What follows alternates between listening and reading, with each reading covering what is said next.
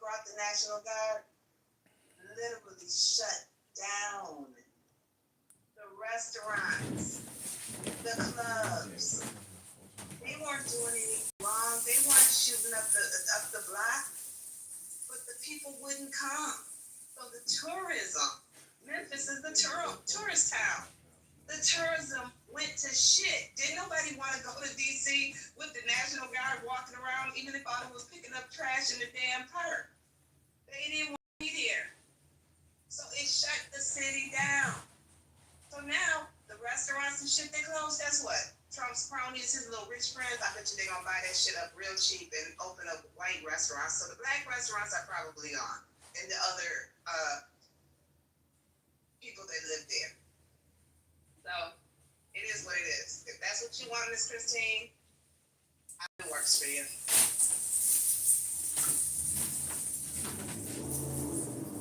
F. Gray wants to jump in. Go ahead, F. Gray. And then whoever said Lisa next, y'all next. I just want to know if you played the clip from the Memphis political. Anyway. Oh no, I have the mayor queued up. I was just waiting because we went from one subject to the next. But yeah, go ahead, F. Gray, and thanks, Mike. There's people on the left that can't accept the fact that the Democrats completely screwed up. And all these people, whether it's left but particularly the right, that are hugely popular, are answering something that the Dems and the liberal left, as you know, a registered Democrat, refuse to acknowledge, and they still refuse to acknowledge this. So even people are saying, because of this tragedy, you're going to have more people. No, I agree with you. It's not just the tragedy.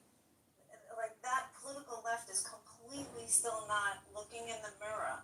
Now, to land my plane on that and to move on, as an artist, I'm not for censorship.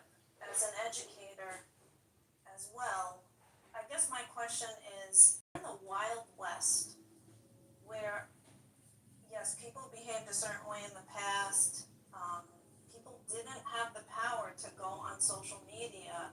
It was news media, whether it was radio, whether it was newspapers, and they had standards, and they still do, of what they will put out there for legal and many other responsibility issues, ethical issues in journalism. But we're living in a time where anybody could pretty much go online, regardless of repercussions or anonymously, and say whatever they want, rile whoever they want up. Yes, I think who's in power gets sometimes to determine those censorship elements, but what I see as an artist is people are really not that intelligent about it. You know, when I look to certain past people who really challenged things and thought and influenced people to think differently, it wasn't just political rhetoric, it was other forms. And I guess my question is in the light, not being for censorship, being for freedom of speech, in the light of we're in the Wild West of the internet, where a 10-year-old could go online and say whatever they want, whether it's 10 years old, 40, or 70, what do you want to do about it? Is this the society we want to live in? Because I'm going to just be blunt, we are in such a classless society on so many levels, and this is, to me, this is what we're doing. We're just producing this over and over again. Societies for all economic and status classes had a set of conduct. And we're, in the age of, if you want to go into the store in your pajamas, you can. If you want to go on the internet and say whatever, you can, no matter who it's going to insult. So I guess I'm sitting back listening to this, and I understand people are anti-censorship. But there were things in place in societies that control behavior to some extent. I'm going to answer your question. And I think a mod or two wanted this. And the next in the queue is Christian Yerpees Amore. I want to remind you, it's 100% factual that at least on Clubhouse, 85% of people that you see in a room just listen. Only 10 to 15% talk. So when you hear the 10 to 15% 5% talk, which is factual. Don't assume that the other 85% agree. And with that, did Ahmad want to speak before we go to Christian, your piece on Ray? I do, and I think that's a really excellent point, and I think that is the crisis of our time. We are all addressing points made by the worst of us. That's just the reality. We're all, and we do it here on Clubhouse. One person comes on the stage and says something absolutely outrageous, and the whole room shifts How to bad he focus thinks on Rich them and Bangers to knows. debate them and to interact with them. We have moved away from discussion as a way of moving forward and solving problems, and we now we like to debate as sports. It's not about solutions. And so what do you do when all of the social media tools that we have available to us are incentivizing the absolute worst behavior? And quite frankly, there's a musculature that we're all losing about how to find consensus, because we're all learning the skill of how to win an argument and to get the most points. Like there's actual points. Our kids can't read. We have like actual real problems, and we sit around all day talking past each other as opposed to each other, and we get points for that. Don't believe each other. And how do we reroute that kind of behavior when that's the behavior that's rewarded? 100%.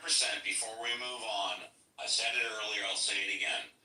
Marshall, me, Denise, other mods, and other people in this room agree on a solution-oriented philosophy. And that solution-oriented philosophy starts with agreeing on common ground. If we can all agree that it is wrong to assassinate someone simply because of their words, we can stop there and move on. But if somebody, I've said it before, there's at least one person in this room who doesn't agree.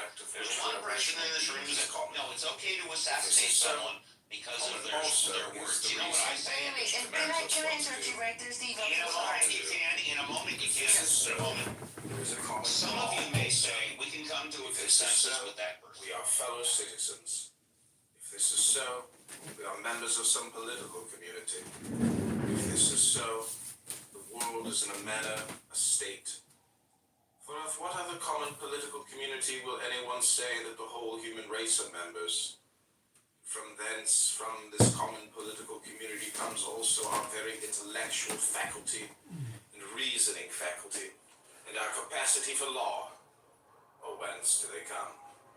For as my earthly part is a portion given to me from certain earth, and that which is watery from another element, and that which is hot and fiery from some peculiar source.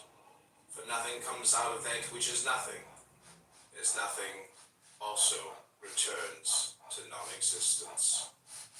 And so also the intellectual part comes from some source. Death is such as generation is, a mystery of nature, composition out of the same elements, and a decomposition to the same, and altogether not a thing of which any man should be ashamed. For it is not contrary to the nature of a reasonable animal, and not contrary to the reason of our constitution. It is natural that these things should be done by such persons. It is a matter of necessity. Man will not have it so, he will not allow the fig tree to have juice. But by all means bear this in mind, that within a very short time both thou and he will be dead, and soon not even your names will be left behind.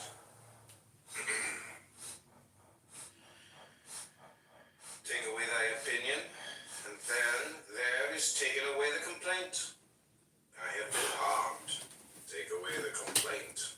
I have been harmed. And the harm is taken away. That which does not make a man worse than he was, also does not make his life worse, nor does it harm him either from without or from within. The nature of that which is universally useful has been compelled to do this. consider that everything which happens justly. And if thou observest carefully, thou wilt find it to be so.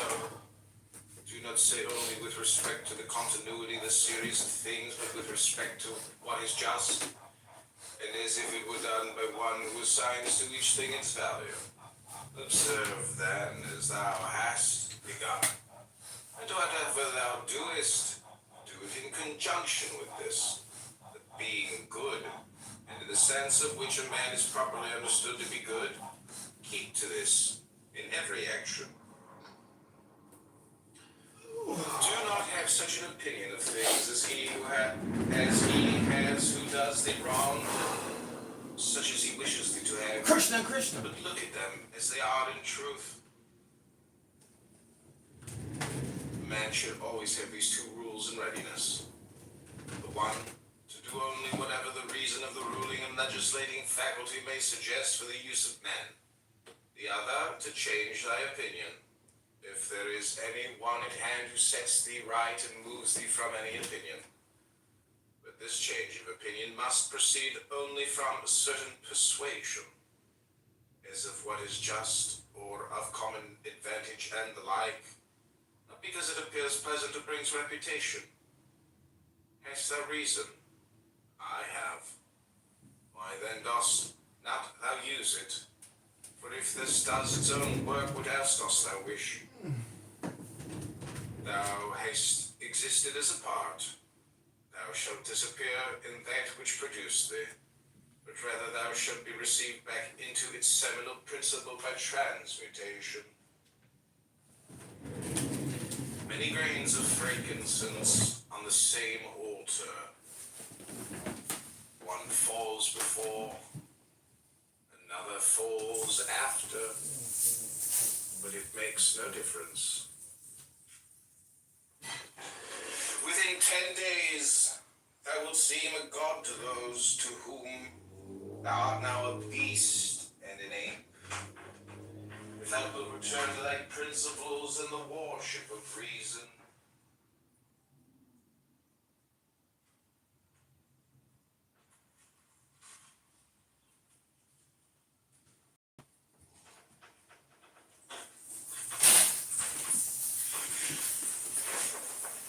do not act as if thou wert going to live 10,000 years.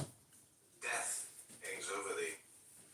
While thou livest, while it is in thy power, be good.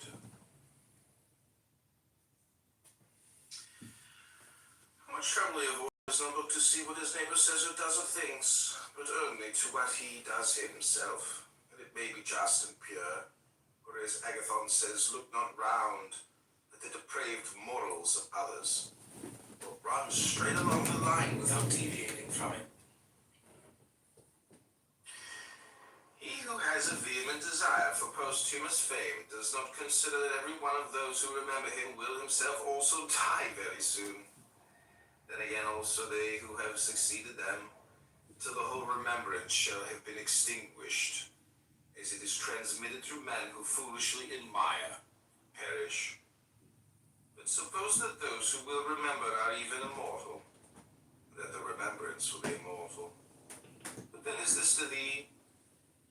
And I say not what it is to the dead, but what is it to the living? What is praise accepted Division is insofar as it is completely acceptable and okay, without with some exclusions. One of those exclusions I will turn over is that every it's not okay to assassinate someone anytime, any reason for their words. You don't want division on you. Sometimes the problem with what I find with political movements is their message is too complicated. I'm not going to give examples.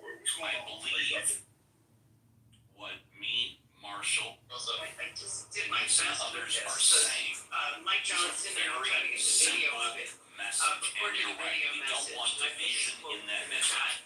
It's Also, never, under send any me, circumstances details of your whatsoever, to assassinate someone because of their I'm words. not. And you know what? Let me. I played this earlier in the critical thinking room. This, of course, is the after party. Give me like 45 seconds. Supposed to understand it usually really 2 hours ago.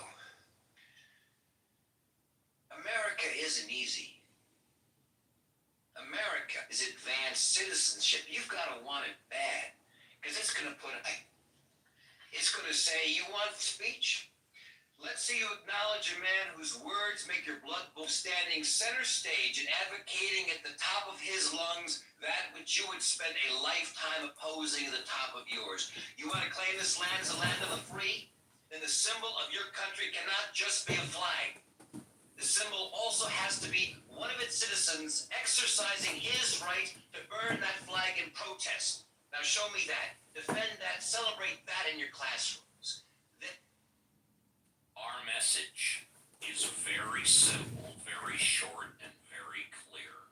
It is never, ever, under any circumstances whatsoever acceptable to assassinate somebody because of their words.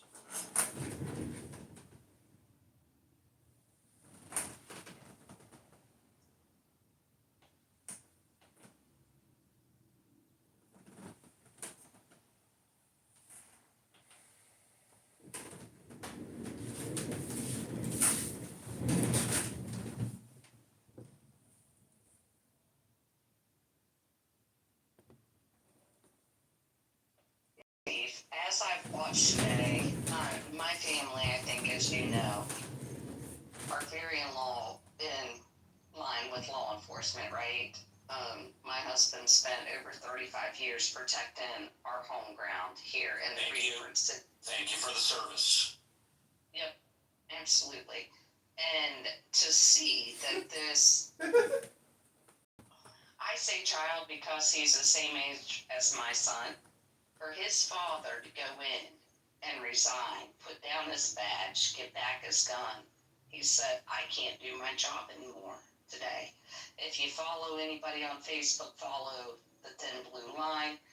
If you want to know this type of information, but I mean, we've been in law enforcement talking to each other pretty much for the last week now. We're going to be coming right back up to Wednesday real soon.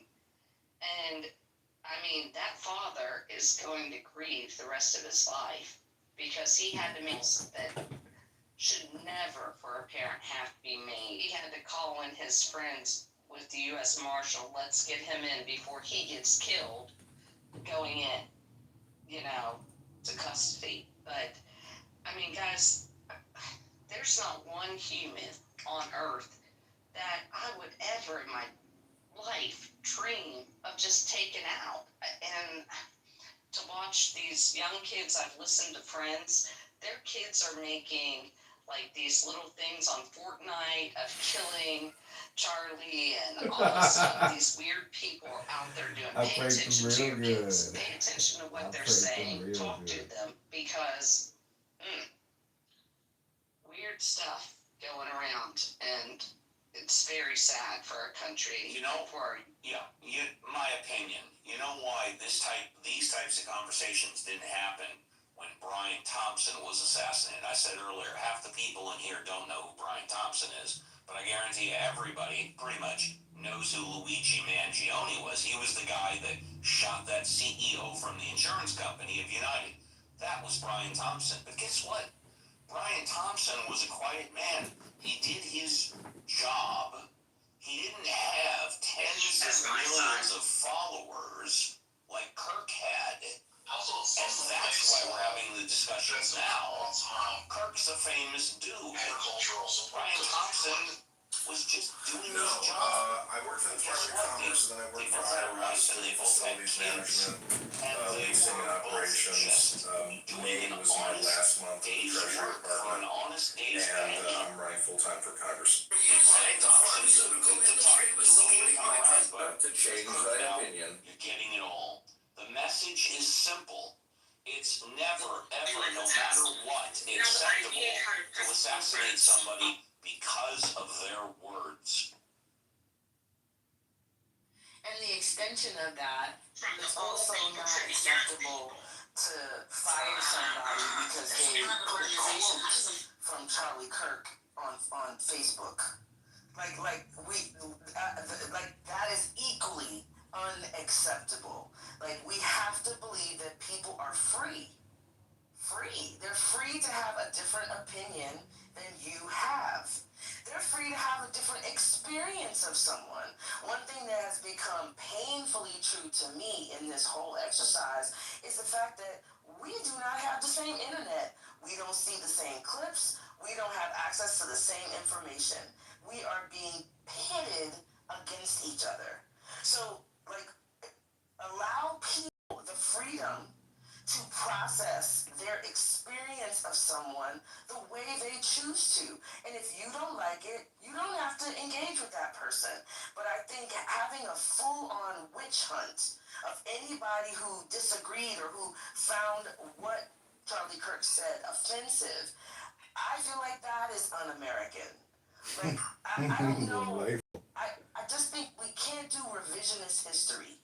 Everybody's gonna have to be honest of the points and the places that they were hypocritical, that they went too far. I think we've all kind of gone too far, right? And like, how do we move forward? We have to, just like, there's gonna have to just be some integrity, just being honest, right? And if we can do that, even with our best intentions, this is still going to be incredibly difficult because we are intentional. Our rage is being monetized.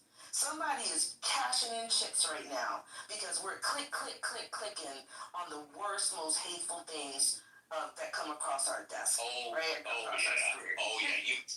Go ahead, finish up. I'm sorry. No, and that's it. So like, it's like we have to be smarter than the algorithm that is intentionally pulling us apart. And I know that's not easy to do. It's incredibly hard to do.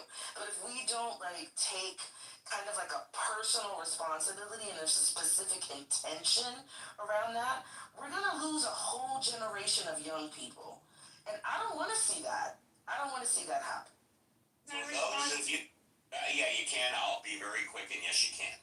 You that are wondering why Donald Trump and J.D. Vance are reacting the way they are, and whether you agree or disagree, I'll tell you why. It's very simple. It's not that complicated. They're attempting to get more votes in the next election. Now, maybe you're someone who says, oh, well, it's going to backfire on it. Well, maybe it will. But they've got the research. They've got the people behind them. They've got the algorithms that Denise mentioned. And I guarantee you 100% that the reason why Donald Trump and J.D. Vance are talking the way they are is because they believe it's going to get them more votes. Period. End of story. Who wanted to go next? It was me, Steve. Miriam. Please do. Thanks. I wanted to quickly respond to Denise. I agree with you, but there's always the caveat to, private businesses and rules of engagement and HR policy manuals and code of ethics. So to an extent I agree, but once you get to that point where you're an employee, there's a code of conduct, you're signing it, there are some regulations that within a business setting. However, on the flip side, you have people like Representative Randy Fine, who's actively tweeting out, I want the names of everyone on every platform, that is saying anything derogatory in any way, shape, or form, not even celebrating, just anything. I want to know who they are, and we're going to get them fired. Keep up the good work, everybody. Then you've got, and I really can't believe this one came out from Representative Clay Higgins, because I always know him to be like a hardcore constitutionalist. In fact, he's always talked about being a House rep because he believes that the House side is the protector of the Constitution. But you have somebody like him who says, hey, I'm going to, if it's the last thing I do, come hell or high water, I'm going to ban any belittling of Charlie Kirk or his death, right? The belittling of it, not the celebration of the assassination, but the mere belittling of Charlie Kirk. He wants to ban, and not only that, ban on all social media platforms. So if you're on Instagram and you say something about Charlie Kirk, then you get reported and you get banned on Facebook, you get banned on X, you get banned on Clubhouse, you get banned on Reddit, you get banned on YouTube, and so on and so on. So when you have on on the flip side, people saying that are members of Congress, it does kind of take us back to where we've been talking about, which is like the whole freedom of speech thing. So there's two sides to it. I can totally get behind a company saying, hey, if you're wearing my my uniform, if you're out on a job, or if you're representing the company and you're a public face of the company, then there are some ways that we expect you to operate.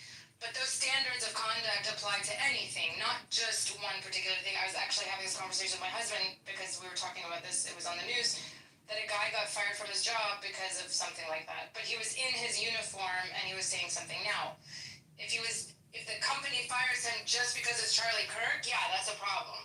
But if the company fires anyone who says anything that they're not supposed to do and they're representing the company, I think that's also fair game at the same time. So just wanted to show both sides. Can I jump in? Can I chime into this? Marianne, like, it's good to hear from you again, but Hey, Brad.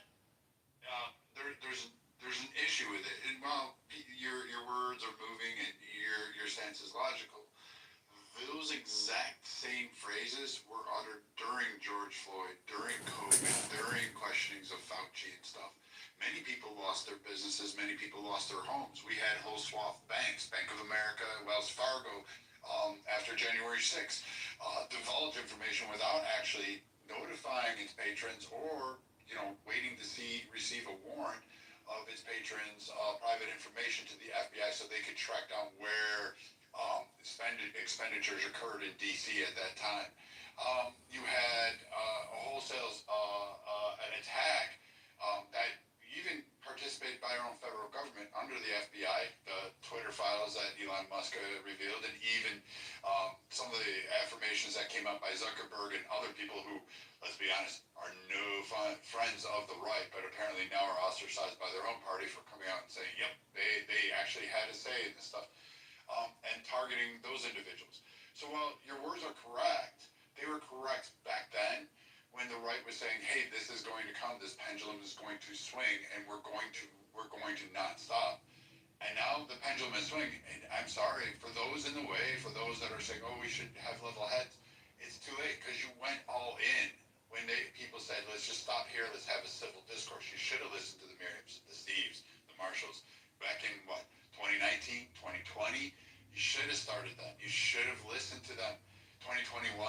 Nope, nobody wanted that, and now you were like perfectly fine. You were cheering it on. Got another one on Twitter. There's literally entire websites dedicated to all the people who've ever commented on so happy to get rid of somebody else.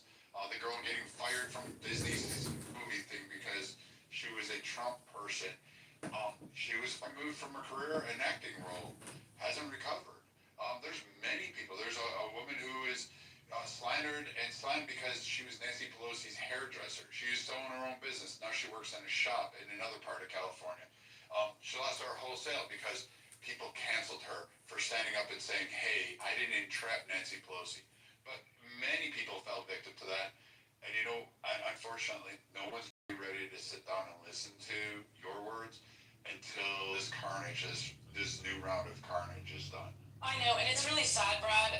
Sorry, just 10 seconds. I agree with you, but I'll kind of end with this. Vengeance is not the solution. So at some point, this vengeance, the cycle of vengeance that keeps repeating itself in the most partisan way needs to stop, in my opinion. Yeah, I just want to say, Miriam you said most of what I was going to say, but I want to say in general, like I marvel at people's ability to have a lot of freedom, because I've had jobs where I've had to be extremely careful and not put my personal opinions out there. As an educator, maybe it's because it's kids. Teachers get fired for having their Facebook profile with a glass of wine because it's insane. So I marvel at this idea that people feel that they could have ultimate freedom to say what they want, and we technically do. But there are many people in jobs without wearing a uniform that are not able to do that. I can speak to this issue. It's part of my wheelhouse. There are federal employment laws for hiring, but most of the laws go down to the states. States are right to work states. Some states are not. I'm in California. It's not a right to work state. If any of you are concerned about whether or not you can legally be hired or fired based on what's on your Facebook, all you have to do is do a quick Google or Chat GPT search on your state and what the laws are existing currently for hiring and firing. It's a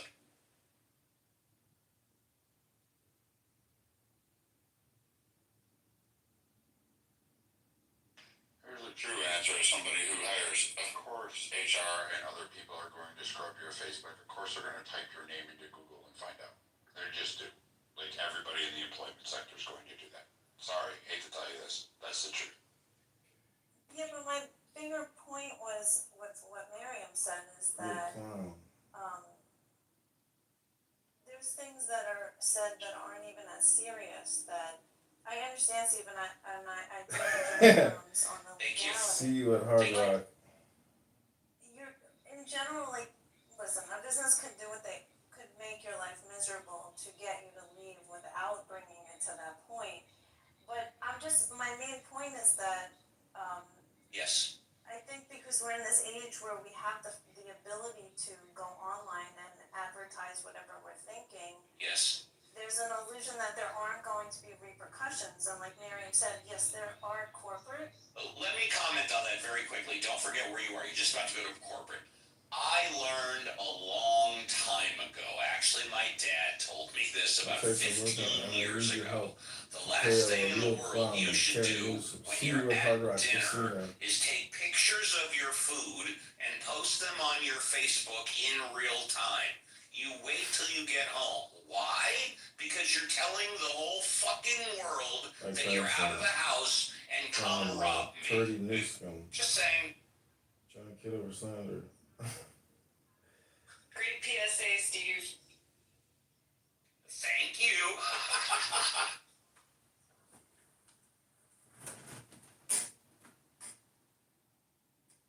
I mean, look, I'm making light of what you and others consider to be an extremely serious situation. I don't mean to demean you or minimize it, but well, you just have to do what's best for you, and that's all. That's all.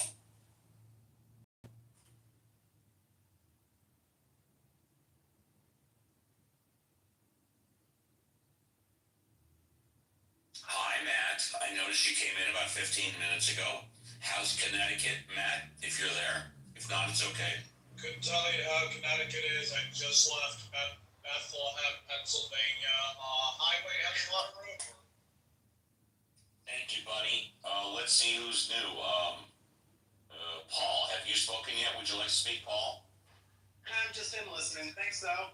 You got it. My pleasure. We have Matt number 2, I guess, at the bottom. Hi, Matt. When you just came onto the stage, would you like to talk? It's great to hear your voice, Steve. That's the only reason I'm here. Well, thank you. A lot of people do say I have a voice from God, even though I'm an atheist. All right, it's respectful popcorn.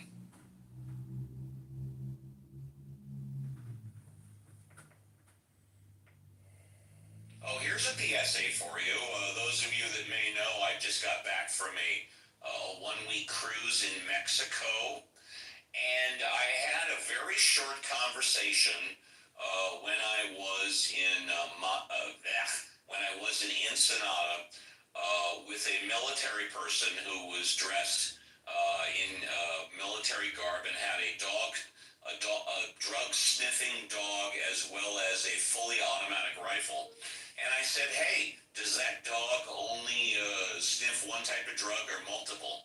And he said, the dog not only sniffs 5 different types of drugs, but also sniffs, and this is what he said, I kid you not, if someone has more than $10,000 in cash. And I said, you're kidding me. He goes, nope. He can sniff if you have more than 10,000 in cash in you. And of course, because the guy has a sniffing dog and an automatic weapon, I didn't want to further interrogate him. But what I assume is because most people who would carry 10 grand in cash have $100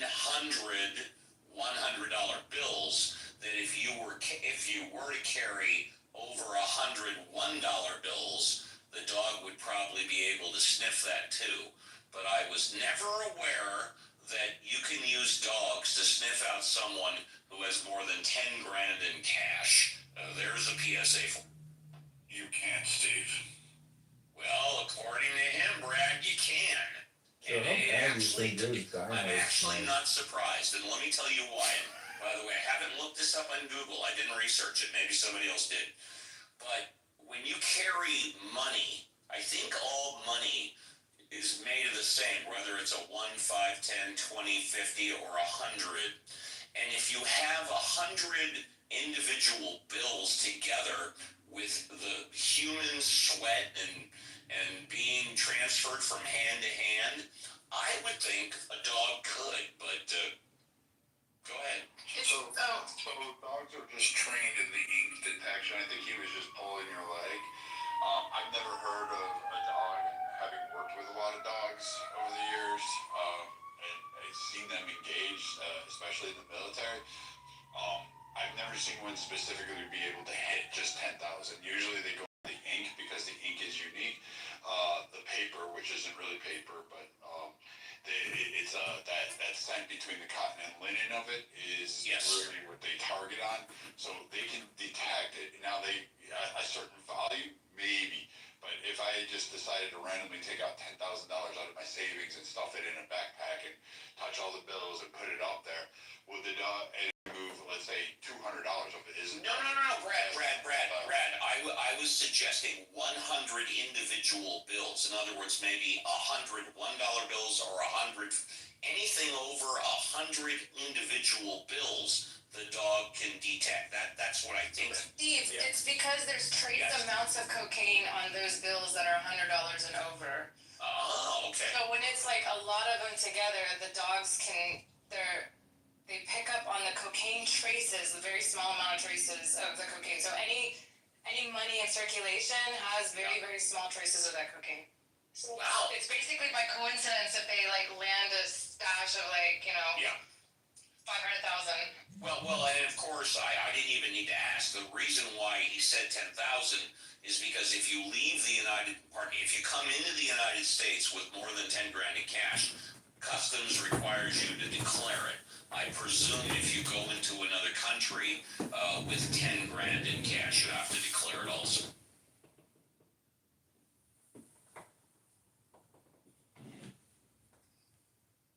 I'm not surprised. The different bills My use different research. inks.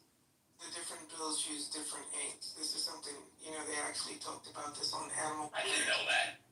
Yeah, so there was a show on Animal Planet like 3 years ago. They were talking about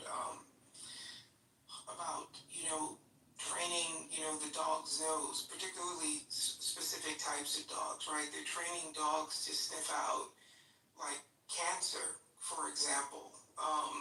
They're training dogs to sniff out different things. The thing with the money is a little tricky, but it's because the different, it's all cotton, so it's not really paper, it's cotton, but it has something to do with the denominations using different types of ink, and they train the dogs to sniff out different types of ink. Cool. Thank you. David's new. Hi, David. You want to speak or are you good?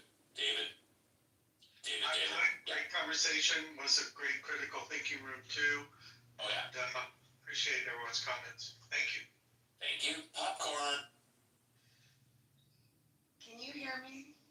Yes. Violet? Yes. Yeah, Violet.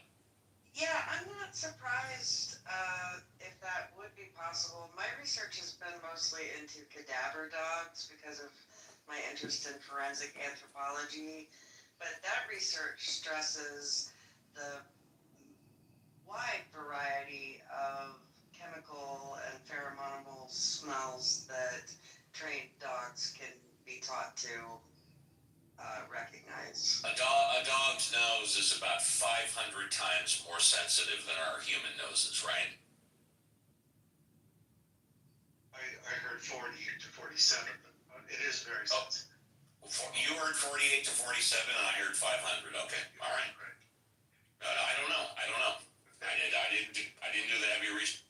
As someone who gambles, it's an interesting comment that I hadn't thought of dogs being able to sniff for money. Are you my gambling friend, David?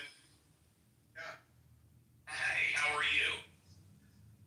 No, am I the friend you know that gambles? I'm sorry. Did you and I exchange a couple of back channels specifically regarding gambling? Not back channel. Sorry, get it, bro.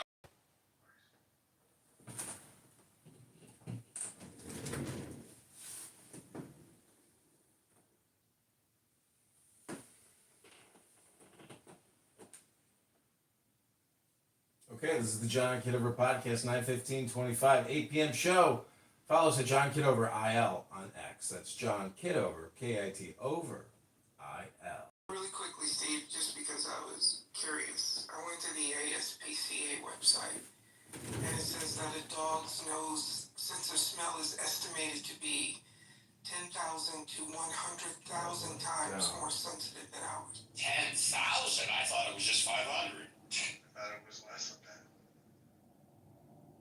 Interesting. Depends on the breed of dog. Look. Amazing.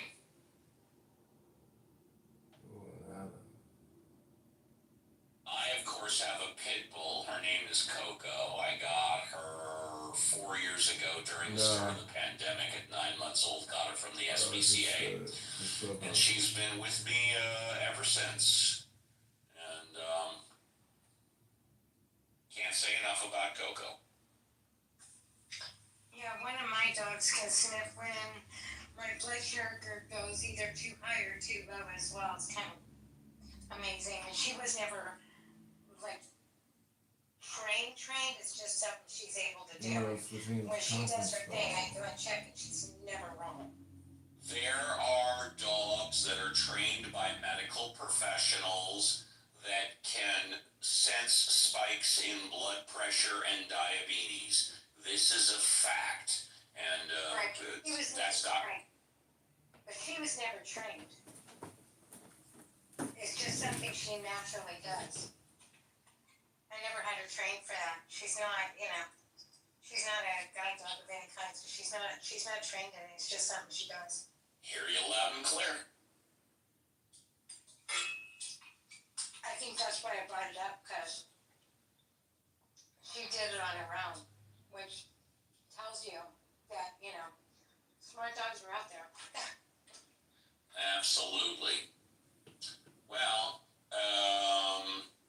I'll go to the green beans. You guys want to keep this room open for a bit, or should we shut it down? We've been going for 2 hours. Let's see. JCC. I can go either way. It's been great. I enjoyed it. And yeah. Maybe it's coming to an end. Yeah. Violet? I myself have to get going on the school night, so Gotcha. I will see everybody later. Violet, can I speak to you in code for 60 seconds? Sure. The suggestions we talked about, have any of them been implemented? Yes or no? I'm going to guess no, not yet. Actually, yes, we've ordered a couple of...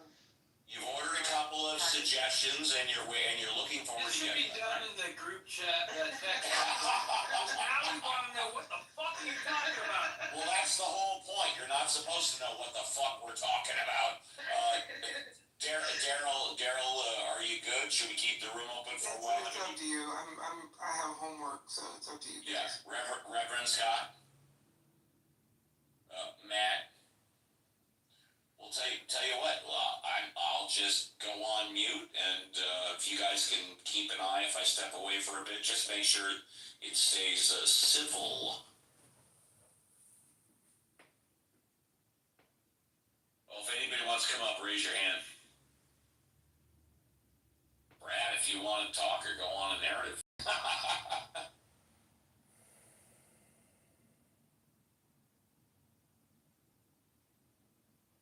Okay, this is Congressman John. He'll be back. Brad never runs out of energy. Go ahead, Brad. No, I'm just working. I'm actually working, like, you're having to pay taxes for a lot of people that want, like, free stuff. So, I mean, there isn't really, I mean, we can talk about dogs. I've seen them in search and rescue and in military applications. Seen little terriers go into submarines and ship units to go search for contraband and things along those lines. We can continue talking about how everybody hates Charlie Kirk because he had an opinion. It depends.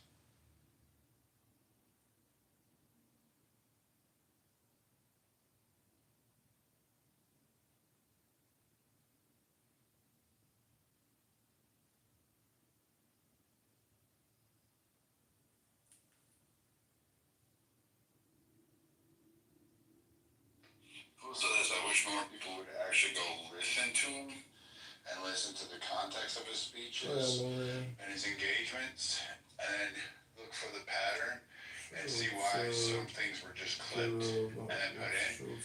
I mean, we've had that with notable other politicians. I mean, the left cried about that with Biden. The same thing occurred under Trump. We saw that multiple times. But, son of a bitch. That's not gonna equal out right. We saw this numerous times with multiple politicians and political figures. I don't know why it's not so different with Charlie Kirk. In all of it, and even scrubbing it through AI, I cannot find, nor can anybody else, find where he asked for implicit harm to LGBTQ members, black people, Hispanic people, etc. Give your anti-Christian people. He didn't ask a single person. He didn't advocate for any of that stuff. He didn't even ask for a restriction on rights, except for gay marriage. He did say he doesn't believe it, but that's based on his Christian reviews. And he lives in a country where that is not necessarily his views, will always be the interpretation of law. But he didn't agree with the law, which he's fully entitled to do so. Yeah, Brad, I completely agree with you. I've done a little bit of research, clearly not as much as you. And I can't find any quotes which are clearly undisputed about breaking the law or speaking up against, like, attacking or assaulting LGBTQ or preventing them from having the same rights as others. He was very intelligent, very smart, very coy, and he was very careful about his words. Someone once told me a long time ago, a lot of the time, it's more important what you don't say than what you do say. And it's more important to be aware of what you don't know than what you do know. And Charlie Kirk, I think, exemplified that.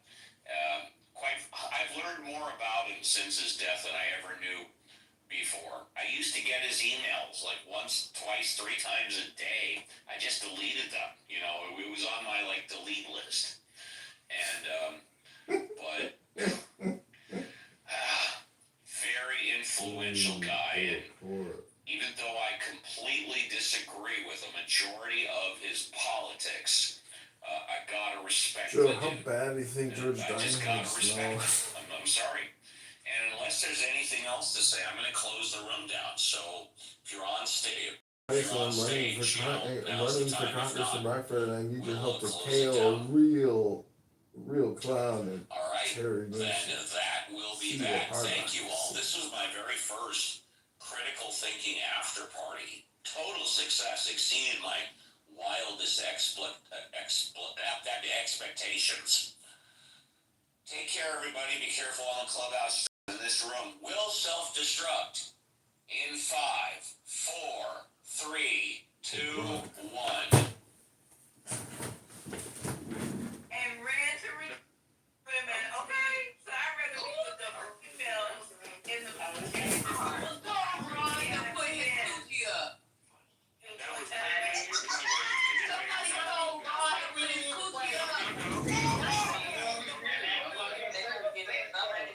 That was terrible. Whoever said that. Hey, Ron, you got HPL.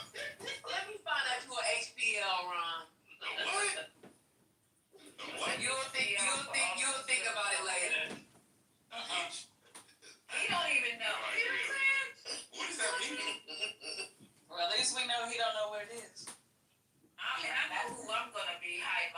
all this shit go down. It ain't gonna be Ron. It's gonna be Red and Betty. This boy that threw down this one. I'm gonna tell you something. War break out, I feel good about it, okay? I'll be right there. We got Patty and Red on Red line. That's a damn fact. That is a goddamn fact. I got some bricks out. Okay, so let me give you guys a little bit of this. Maybe we can make some sense out of it.